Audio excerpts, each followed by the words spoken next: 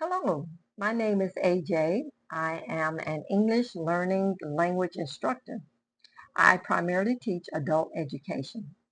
I'm sure you clicked on this video because of the title, English is Holding You Back. You may wonder, well, how or why? Well, do you ever feel stuck in your career? Or have you been overlooked for a promotion? Or nervous to speak up when you actually know what to say? If so, it might be your experience. It might not be your experience or education that's holding you back. It's a lack of fluency in English. So that's what's holding you back. Today we'll discuss 5 reasons why this is the case. There are many other ones, but we'll focus on these 5 reasons because they affect our lives at work, at school, and just our everyday life. Perhaps you're a busy nurse or technical professional or technical professional. Let me slow down. Or a business owner, or you're preparing for an English exam. Communication can either open the door for you or close it. And that's effective, fluent English communication. Now let's look at those 5 reasons. Number 1, a lack of fluency in English may make you afraid to speak up. You may know what you want to say and may have the answer in your head, but you will not speak up in a meeting or an interview, even on a casual conversation. You hesitate. And you are fully capable. Number 2, lack of English fluency. Here I go. I'm not fluent. Lack of English fluency can help you to miss out on opportunities. Have you ever wanted to apply for a job? You want a better job, but I can't do that. Or maybe professional licenses, or just you want a promotion, but you feel like the English requirements are just too much. They're overwhelming. They're just overwhelming. And fluency in English can help you to take the next step to success. Number 3, miscommunication. A lack of fluency in English leads to miscommunication.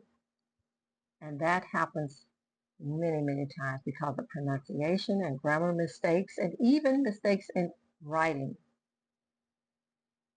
But that is not something you have to continue in. And we'll talk about that as well.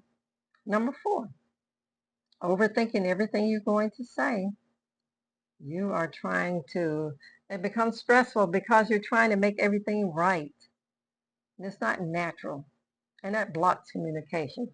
And number 5, if you're a professional and you need to take exams or tests, you may suffer because of lack of English fluency.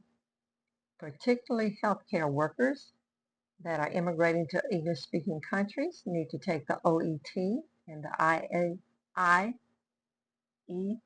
IELTS or the TOEFL. And you have the knowledge, but the tests require you to be fluent in English.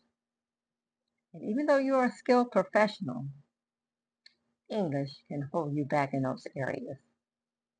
Well, we've talked about 5 negative things. Let's talk about something positive. There are 5 steps that you can take to the path of fluency. So there's good news. And I won't go into detail, but I will name them. Mastering the sounds and rhythm of English is very important. And when I say mastering the sounds, I'm speaking about the alphabet, the 26 letters. They have a name and they have sounds. Many people think that's just for children. But no, it's a foundation, like the foundation on a house. It has to be built properly, and then everything else will be secure, and you will eventually reach your goal of being fluent in English if you have the right foundation. Also, building the vocabulary that you need, not that someone said in a book, but that you need for everyday life, on your job, at home, or in every conversation with your friends. That's the type of vocabulary you need. Practicing real-world conversation, not book learning, having a conversation with an individual back and forth They talk, you talk. They talk, and you talk. That's what you need. And learn to think in English, not translating every word. That's a goal. And the fifth one is to stay consistent and learning. Don't get burned out and stop learning for periods of time and then start back. Give yourself increments of small time, maybe 5 or 10 minutes a day. But don't let a day go by without learning your target language. And this language today is English. Also, I want to invite you to join me in our first lesson in our next video. And that lesson is entitled English Basics First, then Fluency. And take your first real step toward becoming a confident English speaker. The lesson will focus on the alphabet, pronunciation, and simple sentences. And as regards simple sentences, I see that's a problem with English learners. I'll ask them I'll ask them a question, and I instruct them, please give me a short answer. That answer usually ends up being more than a paragraph, and they're not looking at me to see if I'm even taking it in. So that is a problem, and that lesson will teach you how to have simple sentences and build on that.